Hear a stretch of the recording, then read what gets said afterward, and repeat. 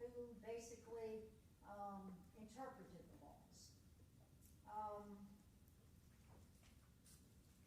So the Constitution was concerned with primarily what's this new government going to look like? What's the framework?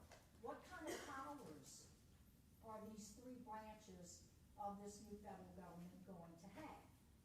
And then the sort of additional aspect of the Constitution was, how is this going to balance out between the federal government and the states? What kind of powers are we leaving to the states because of the powers that we're giving to the feds? So how is all that going to work? So there are certain provisions of the Constitution that deal with federal-state relationship.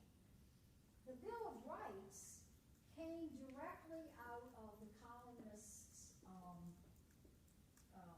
experiences with the British monarchy and the British Army.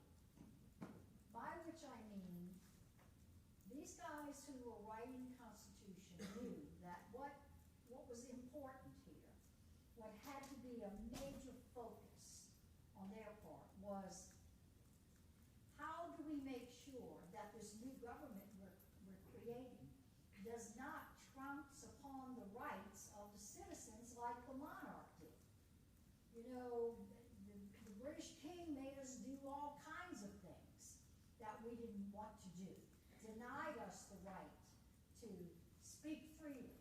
You couldn't criticize the British crown. You couldn't stand on a soapbox in the Central Square in Boston and say the king is a pig and the king should die. Or even the king is unfair. You couldn't make those kinds of comments. You're going to be picked up and put in prison. Probably never heard from again. That's one tiny example, but there were thousands of such examples. So the Bill of Rights is the attempt on the part of the Founding Fathers to set forth a list of basic rights that this new government was not going to be able to infringe upon or deny the people. So the writers of the Constitution say, hear us. We've got this new government here, and then over here, we're going to say that there are certain rights that belong to the citizens of this new United States of America that can never be taken from them by their government. So the Bill of Rights, when we start talking about the specific ones like the First Amendment, which guarantees us the right to freedom of speech, freedom of religion, freedom of the press, freedom to assemble peacefully, and freedom to petition the government. Those basic rights were things that the British monarchy had denied to the colonists. And they wanted to make sure that that wasn't ever going to happen again. But these rights are only protected from infringement by the government. So, for example, you do not have the right to freedom of speech in a private workplace. If you work for the government, your right to freedom of speech is implicated in your job, because the government cannot take away those basic rights or even limit them in impermissible ways. Now, I say that, but when we get to freedom of speech, you'll hear that's not a 100% absolute protection. You don't get to say anything you want to say anytime you want to say it. The courts have interpreted it in a broad way, but also there are certain limitations that a civilized society is not going to be able to permit. For example, screaming fire in a crowded theater, right? You can't get away, that ain't freedom of speech, or it's not protected by your right to freedom of speech. The government can infringe upon your speech if your speech is to incite other people to riot or to cause a public panic or any of those kinds of things. So we'll get to that in a few minutes. But so let me just kind of lay this out a little bit more. The states were permitted to retain, under this new Constitution, what are called their police powers. It doesn't mean police in the way we mean it today. The police powers of the state were those powers that the states could exercise to regulate private activities, of residents in each state,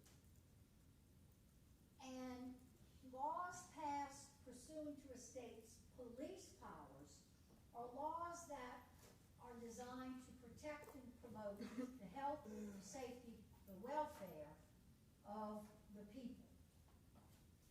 So police powers include things like the states, and only the states, are permitted to pass laws that, for example, set the drinking age in a state, that set the legal driving age in a state, zoning regulations, building codes, licensing requirements. What does it take in Louisiana to be a licensed electrician, a licensed plumber, a licensed lawyer, accountant, etc.?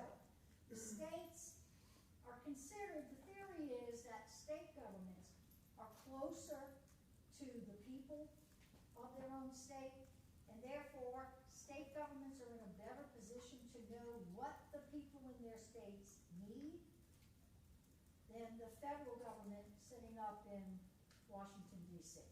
That the states are more, they're closer to the people, they're more in tune and in touch with what the needs of the people in their states are. Therefore, we're going to let the states have a lot of power in terms of the kinds of laws that affect people in their everyday lives and in their jobs. And so traffic regulations, zoning regulations, as I said, licensing requirements, all of that kind of stuff, all of that falls under the so-called police powers of the states, and they were allowed and are allowed under our Constitution to retain those powers. So there is no federal drinking age, right? There's no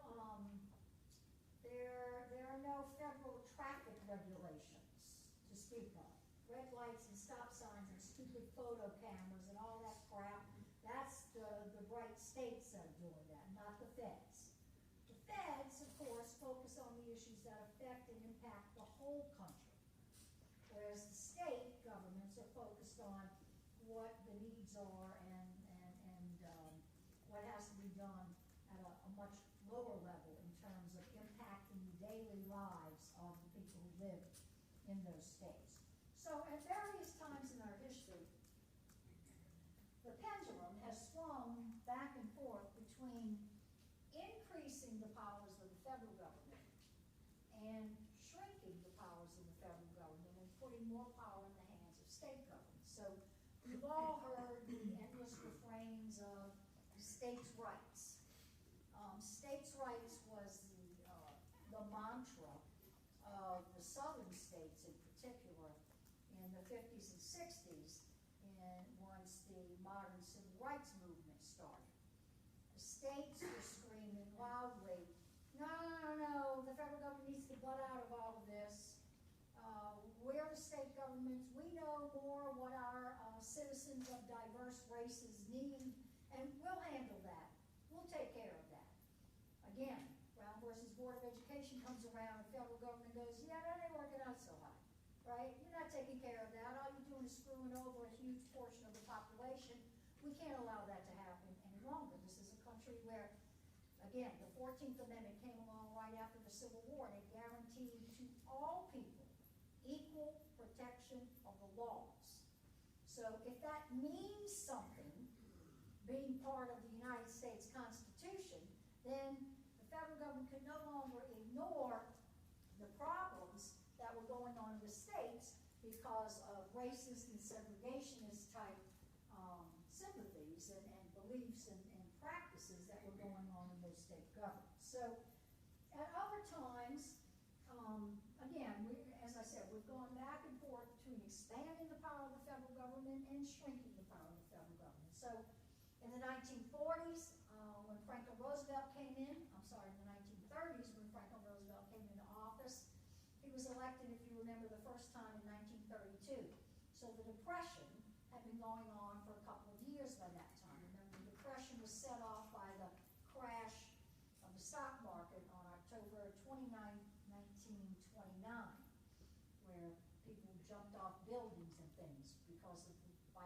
ruin. That set off kind of the tumbling dominoes, if you will, and resulted in businesses closing down, banks shutting their doors, because as soon as people started to see the handwriting on the wall, there were these massive rushes on the part of people to their banks to withdraw their money. Eventually, the banks had to shut their doors because they didn't have enough cash on hand to convert everybody's deposits into cash, and the ball just rolled from then on. If you've never read any accounts of the Great Depression in this country, you should look at it. It's an exceedingly important part of our history. There have been depressions and recessions in American history before, and we've had some since, but none to the degree that went on in the 1920s and 1930s. So Roosevelt comes in because the prior president had obviously no idea how to address this. His thoughts were, let's wait it out and see what happens with free market economy. Well, when you've got a large portion of citizens in this country unable to feed their children, unable to pay their rent, no jobs and no prospects for jobs, Franklin Roosevelt got elected president on the grounds that, yeah, the federal government's got to step up and do something. So his big idea, and it worked quite well, was really to expand the powers of the federal government. What he did was he worked with Congress to get all of these new federal government agencies set up that were designed to put people to work. So the Works Progress Administration, y'all have heard of the WPA? Ever? No? Oh, come on. Yeah, They teach no history in schools anymore? Jesus. No, I know, the answer to that is no. I was a history teacher, it makes me nuts. I'm going to tell you something about history. People who don't know their history, as the old saying goes, these are not my words, I forget what preeminent personality had these words to say, but people who don't know their history are destined to repeat it, and I don't mean in a good way. I mean, you got to know what the hell has gone on in this country to avoid making the same mistakes. Not just this country, anyway, to avoid making the same stupid mistakes over and over again. So anyway, what he did was to set up, among other things, the so-called WPA, Works Progress Administration. That federal agency was funded by Congress with the purpose of hiring American citizens and putting them to work on projects that would improve infrastructure and all of that. WPA was very active in the New Orleans area. WPA is the one that drained the Lake Pontchartrain and the swampland surrounding it and created the section of town known as Lakeview and City Park. If you go into City Park, if you walk the big Roosevelt Mall, the big double avenue behind the New Orleans Museum of Art, you know, the stadium is on one side and you've got a track field on the others. WPA did all that work. If you walk around there, you'll see these little concrete monuments. Some of them are like, one or two will have a picture of an eagle on it, and it'll say WPA. If you look at the bridge directly behind the New Orleans Museum of Art, it says WPA on it. It tells you who did it. It's all kind of Art Deco, so if you're into architectural details, you'll kind of see that, which of course was the predominant architectural style in the 1930s, or one of the predominant ones. So, in fact, Roosevelt Mall, that double avenue, is called that in honor of Franklin Roosevelt. There are a couple of little concrete statues that have FDR written on them for him. Some of the other stuff he did was to create another agency called the CCC, Civilian Conservation Corps. Those folks, the people, the American citizens that that agency hired, went to work out west, clearing lands, building national parks, clearing paths for hiking through national forests, improving the land. All of that simply as a way of trying to respond to this unbelievably horrible economic depression that people were starving from. Mix in the Dust Bowl in Oklahoma, and things were just a complete mess in the 30s. And so, again, Franklin Roosevelt's answer was, we're going to have to expand the size of the federal government in order to create these special projects to put people to work. Those agencies are not around most part. The WPA went away after the Depression. Really, what ended up totally pulling the country out of the Depression, and unfortunately this is an historic fact that it's happened over and over and over again, was of course what? World War II. World War II. That's correct. Why? Because you can't fight a war unless you got your citizens in factories making the stuff you need to fight a war with, right? So washing machine, appliance factories shut down. They were converted into factories to produce weaponry, to produce planes, to produce bombs, to produce ammo, to produce guns, to produce any and all kinds of supplies that soldiers needed in order to fight the war. Paid for by U.S. Treasury bills. Say again? It's paid for by U.S. Treasury bills. That's correct. U.S. Treasury bills pay for that. You need to know that, what was I going to say? That the Depression began in the United States, but it spread worldwide. And in fact, a little more history, the Depression and the aftermath of World War I and the fact that the Allies, France, the U.S., and England, after defeating the Germans in World War I, decided that what was needed was to punish the Germans in a way that they'd never rise up and try to do what they did again. This is after World War I.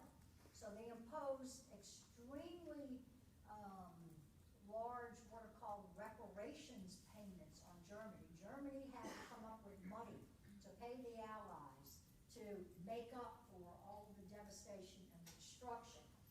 That, by the time the Depression spread across the Atlantic, Germany was already in this very bad position of having to, they kept printing money.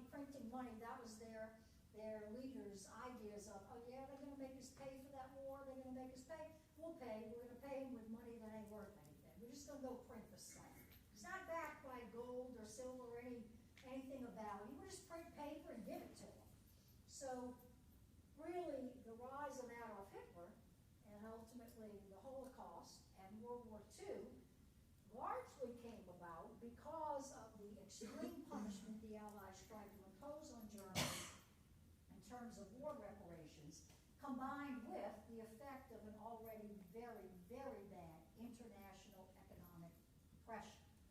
So the German people were beaten down, they too were starving, they too had no jobs, much of Europe was in the same situation. So, you know, that's basically the story, and you need to know about that, so it doesn't.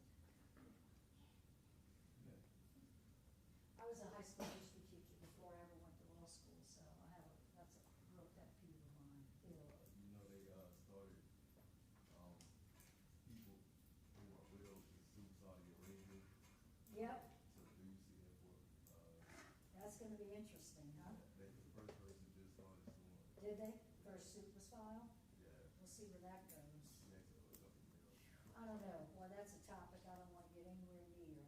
That's a scary prospect, because that could go, yeah. That's just how it happened like the first time. Yeah. The second time. Yeah, exactly. I mean, and you know, for better or worse, the U.S., Saudi Arabia's an ally of the United States in the war on terror, supposedly.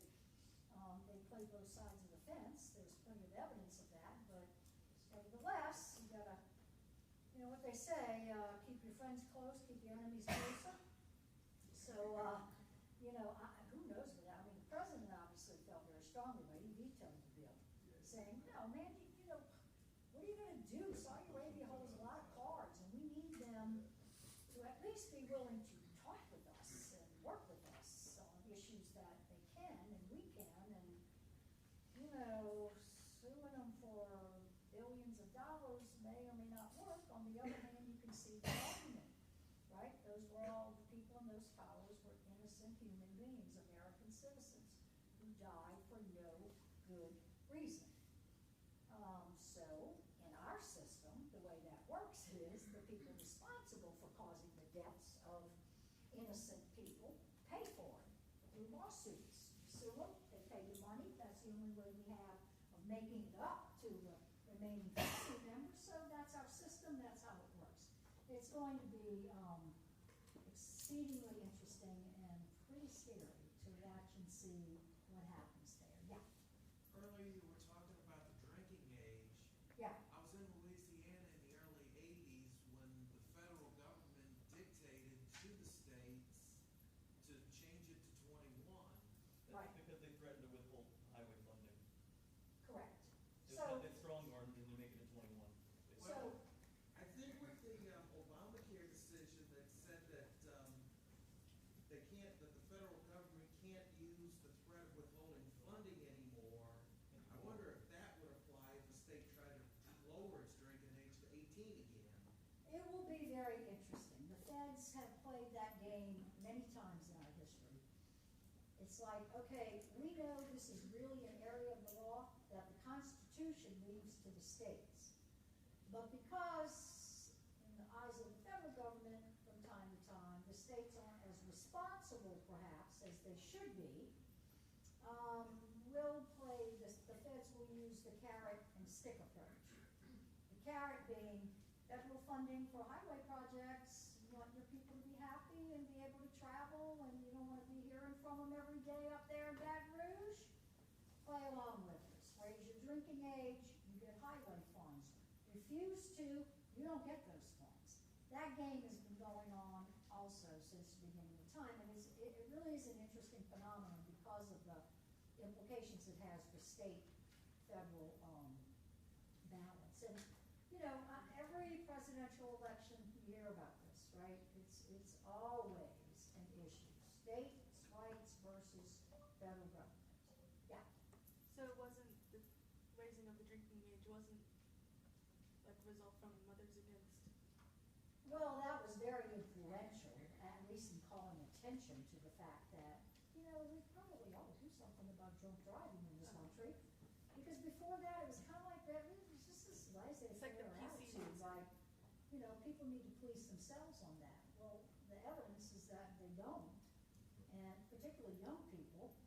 And, you know, if we're all about protecting young people and making better lives, then, yeah, we probably do. Mothers Against Drunk Driving was very influential, had a very potent lobbying force, right through Washington and throughout the state. So, yeah, they were in the forefront of that. And then finally, before I let you take a break, the issue of contracting federal power, having federal government's powers much more restricted, contracting them, limiting them, and giving more powers to the states.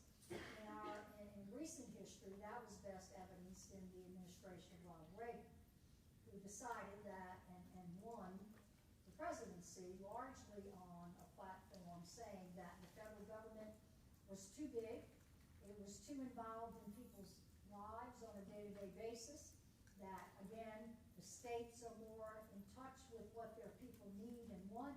Federal government doesn't need to be meddling in all of this stuff. And so, and in particular, he was very much against the federal government over-regulating industry and businesses. So he came in and was elected on a platform of reducing government regulation. He shut down a number of federal government agencies. He deregulated the savings and loan industry, which led to a complete failure of the savings and loan industry. And then we had to create, his Congress had to create a new government agency called the Resolution Trust Corporation to bail out the savings and loans that all went bust because of deregulation, meaning they were engaging in crazy practices and nobody was watching, and that led to the demise, to a large extent, of some of the biggest savings and loan institutions in the country. They went bankrupt. Not the McFadden Act, you don't think any of that had a piece Yeah, to do with maybe. it? Interest No, rates I do. 13%. I do think that was a factor as well, but, the other thing he deregulated was the oil and gas industry. That had a happy, effect in Louisiana. In 1984, the bottom fell out of the oil and gas industry here because prices were not being watched, practices were not being regulated. Yes, the international economy and the oil market from abroad was going kind of crazy too, but he was all about deregulation, and deregulation to the nth degree agree, in my judgment, is not the answer. So, you know, like Hindus and Buddhists tell you, right? Life is about balance, right? So government needs to be about balance too. Whether we like it or not, we have to have a federal government, for God's sake. I mean, the things we all take for granted, these people who scream and rail about the federal government, except, you know, if the federal government goes away, okay, well, your interstate highways are going to like turn into mush. You're not going to have deposit protection on the money that you put into banks because that's through a federal agency. You're not going to have a Food and Drug Administration, which is not perfect, but it's way better than none, so that anybody can manufacture anything, put anything they want to in the food supply and sell it to you and never have to answer to you. Social Security, all of that goes away if you don't have a federal government, and we take all that stuff for granted. So my point is, there's got to be a healthy balance between the power of the federal government and the power of the states. The Constitution attempts to set exactly that system up. So the last two of the Bill of Rights, the 9th Amendment and the 10th Amendment, make this very clear. The 9th Amendment says, okay, so we have guaranteed citizens of the United States all of these freedoms and these protections, and we say in this Constitution the federal government cannot take these rights away from you. But the list of rights that we say the federal government can't take away from you is not exhaustive. It's not exclusive. The 9th Amendment says, oh, by the way, there are other rights that are retained by the people that we haven't thought to list here. They were smart enough to know that if they were going to create a governmental system that was going to last, that they didn't know what all needed to be included in there. They didn't have crystal balls. They didn't have interstate highways. They didn't have an airline industry. They didn't have automobile manufacturers. They didn't have computers. So they were smart enough to realize, hey, we better not just like stitch this so tightly that there's no wiggle room. So they put into the 9th Amendment, there are other rights that the people of this country have that we have not thought to list. This is not an exclusive or limited list. The 10th Amendment says, and finally, there are any rights that the writers of the Constitution have not granted to this new federal government or denied to the state governments. Those rights remain in the hands of the states and the people.